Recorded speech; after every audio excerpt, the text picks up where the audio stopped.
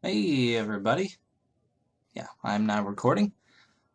Let's take a look at Genesis 24 today. It's been a while since I've done a Bible video.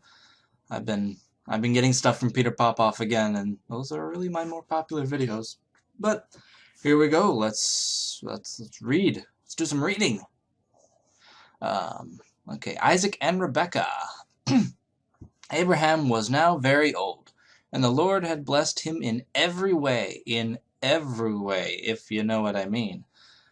He said to the senior servant in his household, the one in charge of all that he had, the head slave, "Put your hand under my thigh. I want you to swear by the Lord, the God of heaven and the God of earth, that you will not get a wife for my son from the daughters of the Canaanites, among whom I am living, but will go to my country and my own relatives and get a wife for my son Isaac."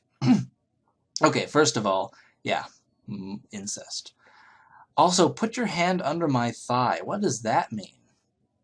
Where is he putting his hand exactly?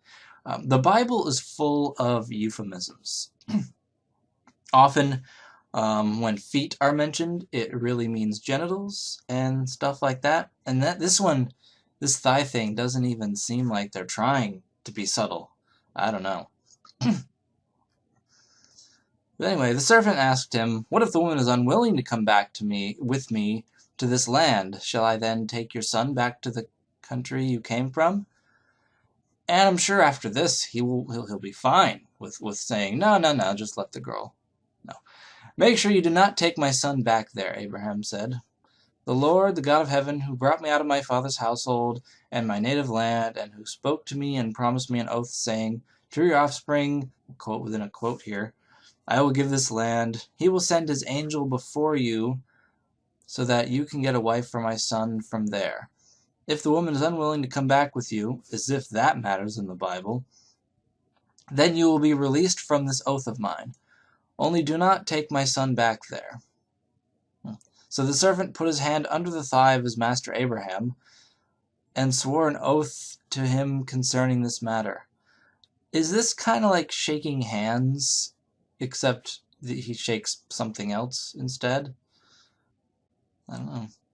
Then the servant left, taking with him 10 of his master's camels loaded with all kinds of good things from his master.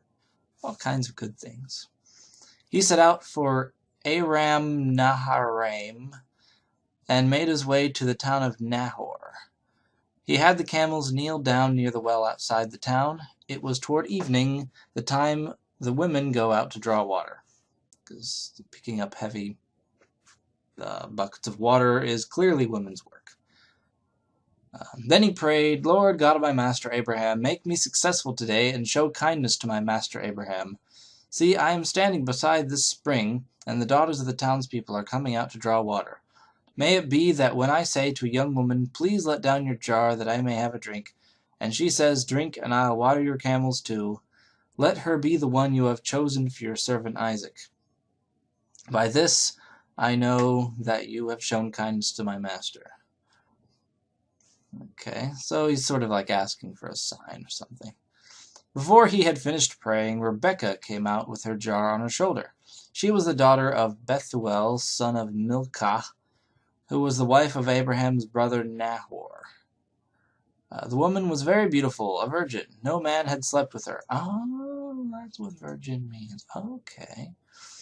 She went down to the spring, filled her jar, and came up again. Now, come on, Oxford comma, people. Use it right there. Anyway, the servant hurried to meet her and said, "Please give me a little water from your jar." "No," she said. Just kidding. "Drink, my lord," she said, and quickly lowered the jar to her hands and gave him a drink. Okay, see this comma? Unnecessary. Move it up here. After she had given him a drink, she said, "I'll draw waters for your camels, too, until they have had enough to drink." Didn't he bring 10 camels? That's a lot of water for one person to bring them. Oh, well, whatever. So she quickly emptied her jar into the trough. Oh, there's a trough. Okay. Ran back to the well to draw more water and drew enough for all his camels. Without saying a word, the man watched her closely to learn whether or not the Lord had made his journey successful.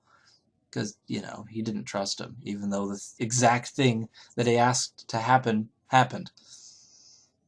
When the camels had finished drinking, the man took out a gold nose ring weighing a beka. And I'm sure this tells exactly how much it weighs in whatever, but who cares. And 2 gold bracelets weighing 10 shekels. Then he asked, "Whose daughter are you? Please tell me, is there room in your father's house for us to spend the night?" She answered him, "I am the daughter of Bethuel, son of Milcah, born to Nahor." It's like she read the above paragraph. And she added, "We have plenty of straw and fodder, as well as room for you to spend the night." This is kind of a long one, actually. Oh well. Then the man bowed down and worshipped the Lord, saying, "Praise be to the Lord, the God of my master Abraham, who has not abandoned his kindness and faithfulness to my master. As for me, the Lord has led me on the journey to the house of my master's relatives." The young woman ran and told her mother's household about these things. Now Rebekah had a brother named Laban, and he hurried out to the man at the spring. As soon as she had seen the nose ring and the bracelets on his sister's arms, and had heard Rebekah tell what the man said to her, he went out to the man and found him standing by the camels near the spring.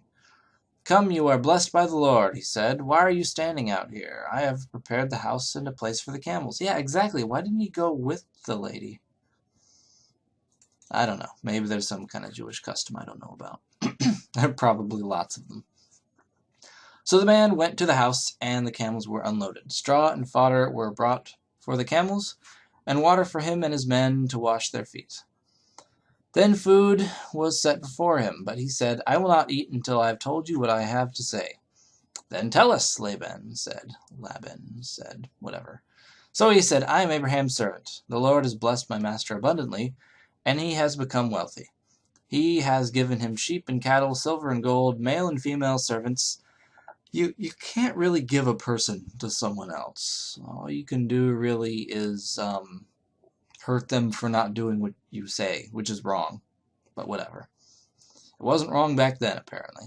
"And camels and donkeys. My master's wife Sarah had borne him a son in her old age." Yeah, that's believable. "And she has given him everything he owns." He has given him everything he owns. Oh, he's given his son everything he owns? "And my master made me swear an oath, and said, 'You must not get a wife for my son from the daughter.'" He doesn't need to tell him every single little detail. "You must not get a wife for my son from the daughters of the Canaanites in whose land I live, but go to my father's family and to my own clan and get a wife for my son." Yeah, so the Canaanites, I guess, weren't good enough. Wants to keep it in the family. "Then I asked my master, 'What if the woman will not come back to me?'" Really, you don't need to recount the whole story. He replied, "The Lord, before whom I have walked faithfully, will send his angel with you." He didn't. But anyway, unless he's invisible. "And make your journey success, so that you can get a wife for my son from my own clan and from my father's family." He's got a good memory. "You will be released from my oath if, when you go to my clan, they refuse to give her to you. Then you will be released from my oath. When I came to the spring today, I said, 'Lord,'" okay, I'm not going to read all this. Whatever, you can read it here.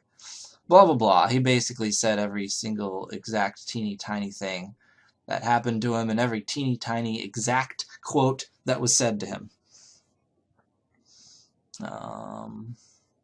Then I put the ring in her nose. Okay, that was no. I mean, obviously he put the ring in her nose, but it didn't say up there he put the ring in her nose. Which is kind of a weird thing to do anyway, because what if it wasn't pierced? Okay. Laban and Bethuel answered, "This is from the Lord. We can say nothing to you one way or another. Here's Rebekah. Take her and go, and let her become the wife of your master's son, as the Lord has directed." Wow, well, they don't care much about Rebekah. Here, just take her. I believe you. When Abraham's servant heard what they said, he bowed down to the ground before the Lord. Wasn't the Lord always around? No, maybe he wasn't omnipresent yet. He hadn't gained that level yet. You see, omnipresence is like a level 55 thing, and he was level like 40. Anyway. Then the servant brought out gold and silver jewelry and articles of clothing and gave them to Rebekah. He also gave costly gifts to her brother and to her mother. then he and the men who were with him ate and drank and spent the night there. Okay. When they got up the next morning, she said, "Send me on my way to my master." She just sort of resigned to her fate. "All right, take me to my master." But her brother and her mother replied, "Let the young woman remain with us 10 days or so. Then you may go." That's a long time. But he said to them, "Do not detain me, now that the Lord has granted success to my journey." Yeah, exactly. "Send me on my way so I can go to my master." Then they said, "Let's call the young woman and ask her about it." "No, how about you just go?" So they called Rebecca and asked her, "Will you go with this man?" "I will go," she said. So they sent their sister Rebecca on her way, along with her nurse, and Abraham's servant, and his men. And they blessed Rebekah and said to her, "Our sister, may you increase to thousands upon thousands. May your offspring possess the cities of their enemies." Wow, that's kind of a violent thing. Then Rebekah and her attendants got ready and mounted the camels and went back with the man. So the servant took Rebekah and left. Well, what was the point of having that 10 days thing? Now Isaac had come from Beer Lahai Roi, for he was living in the Negev. He went out to the field one evening to meditate, and as he looked up, he saw camels approaching, because, they were above him.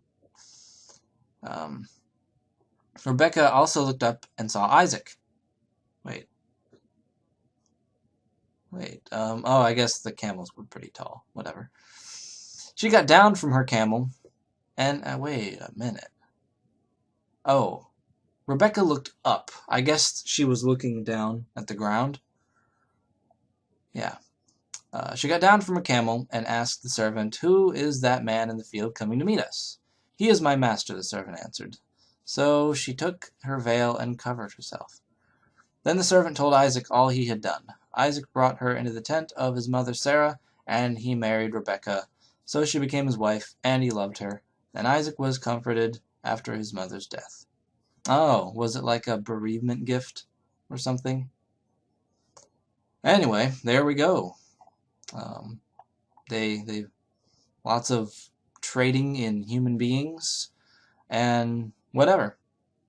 And a pointless request to stay for 10 days. Whatever, that was Genesis 24. Catch you next video.